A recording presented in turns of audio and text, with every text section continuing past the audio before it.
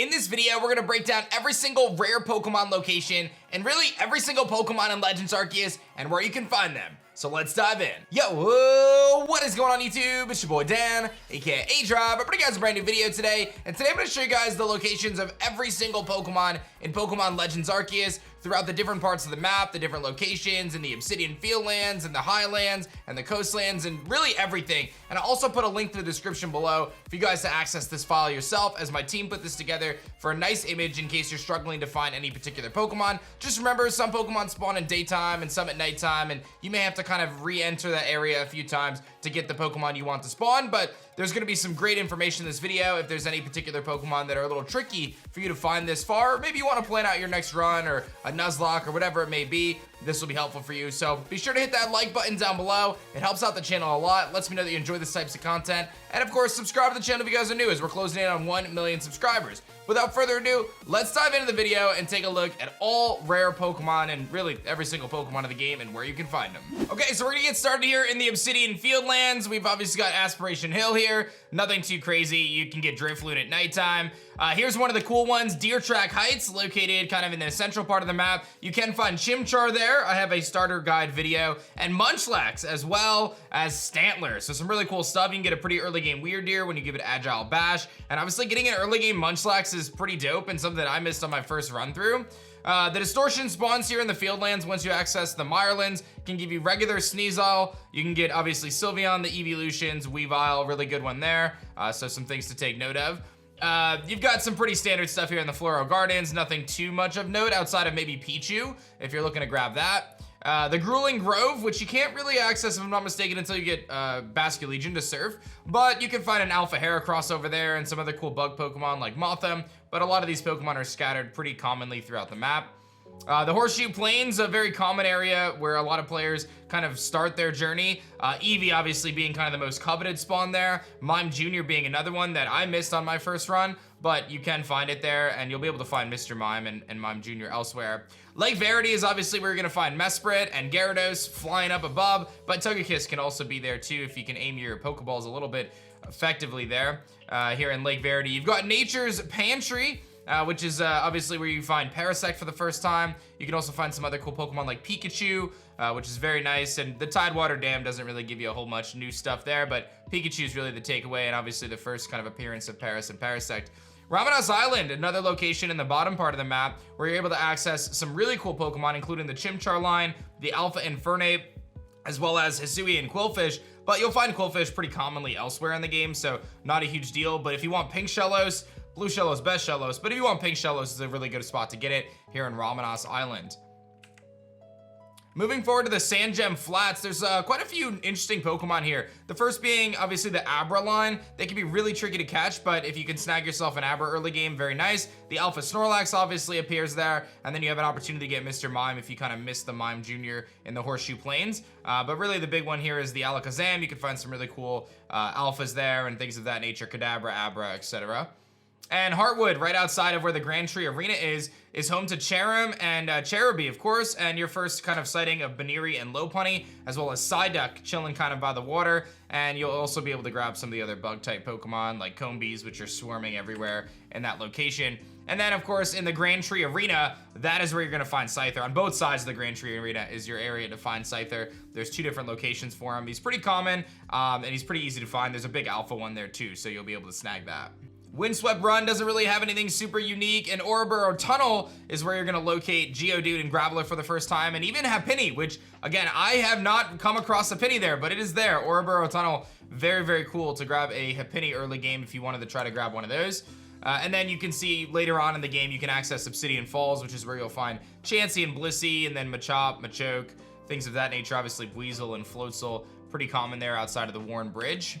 Now, starting here in the Crimson Mirelands in the Cloudpool Ridge, you're gonna be able to find Bonsly and Sudowoodo. A little bit trickier to find, but they are there. Roselia and Roserade are very obvious. And at nighttime, you'll find Murkrow and even a Honchkrow as an alpha Pokemon, which is pretty cool. And Ghastlies and Haunters are gonna kind of scatter throughout the entirety of the Mirelands.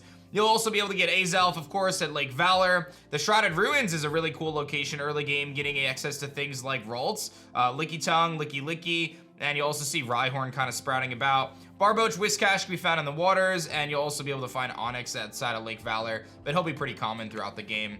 The distortion spawns here in the Mirelands are really awesome. This is where you actually get access to Typhlosion and the other starter Pokemon, Cyndaquil and Quilava. I can tell you I got lucky and found them recently, which was really dope. This is also where you're gonna find Porygon in the Porygon line. You can find wild Porygon 2s. You'll also often find dubious discs and upgrades and things of that nature. And Umbreon and Flareon are the evolutions that tend to spawn in the Crimson Mirelands area.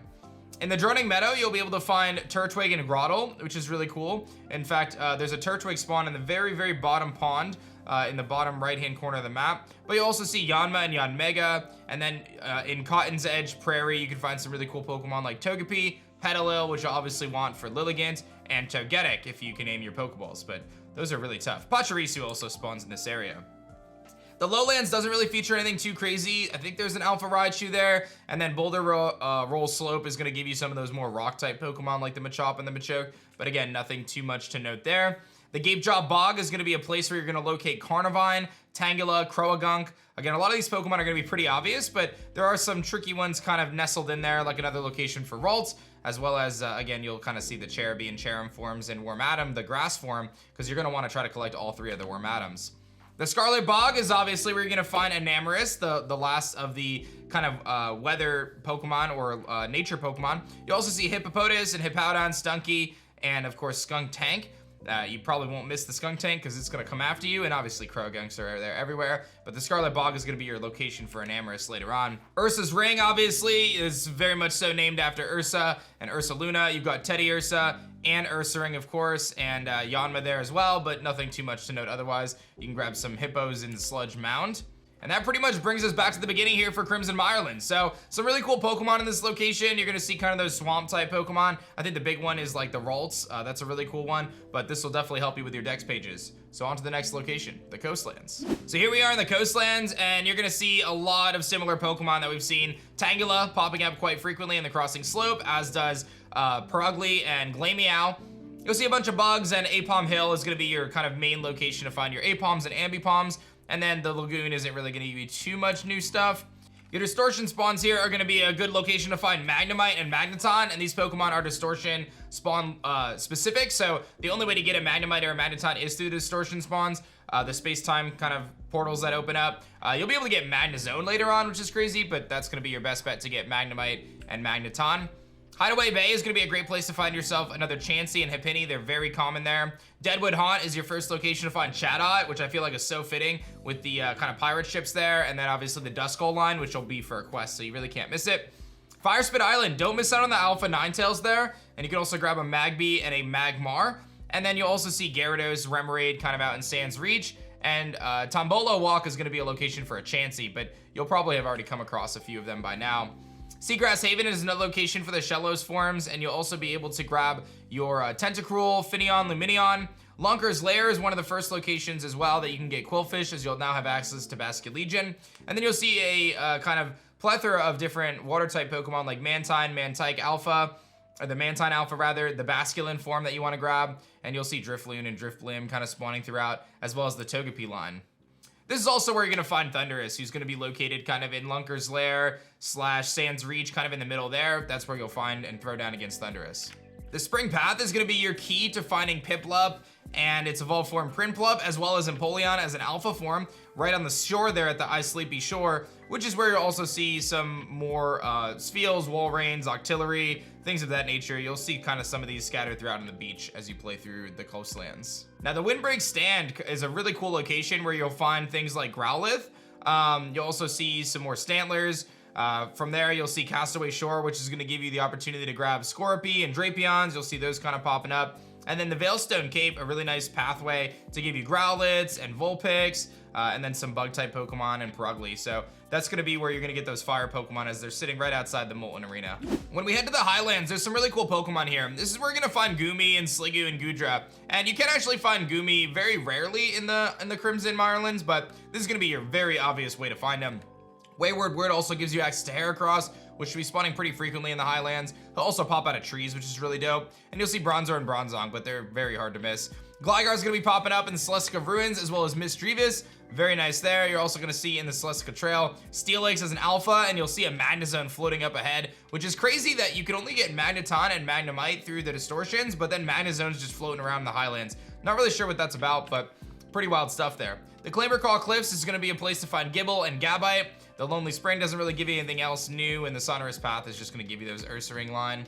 The Heavenwood Lookout, again, nothing too new there, but the Cloudcat Pass gives you the first kind of opportunity to find the Electivire line, and you'll actually see an Alpha Electivire, which is pretty dope. The Highlands gives you an opportunity to grab a bunch of different Alpha Pokemon like Gliscor and things like that might be a little trickier to get. The Moonview Arena, of course, is where you're going to throw down against Cresselia, and the Temple of Sinnoh is going to be, of course, where Arceus spawns.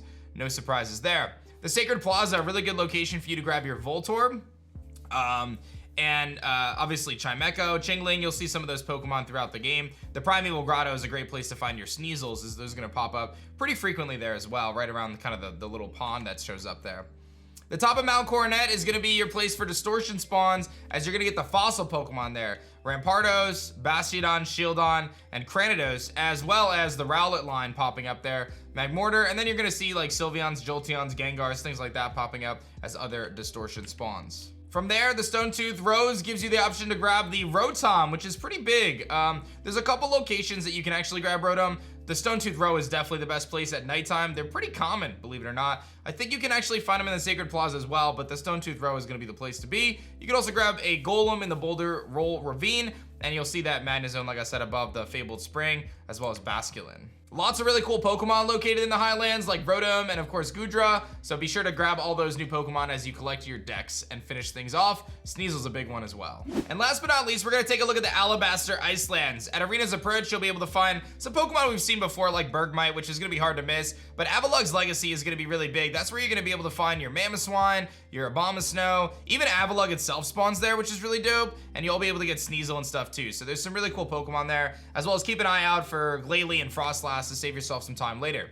The Avalanche Slopes is also going to give you an opportunity to grab Blissey again and Garchomp as an alpha Pokemon, which is really strong. Icebound Falls is your first opportunity to grab a Crobat floating up ahead. Very hard to catch though. And Lucario spawns as an alpha there too, as is Riolu. So some really cool Pokemon you can find there. The Bone Chill Waste is where you're going to ultimately throw down against Tornadus, and you could see a Zorua or a Zoroark showing up there at nighttime. However, those Pokemon also spawn in a few different locations, generally in the tunnels underground. I find that Zorua is pretty common if you go into kind of those little ice tunnels that are underneath the map. They're pretty easy to find, and you'll generally find a Zorua spawning there. And there is an Alpha Zoroark spawn that spawns from time to time, but I will say that Alpha Zoroark is part of the story, so you really can't miss it if you're trying to grab one.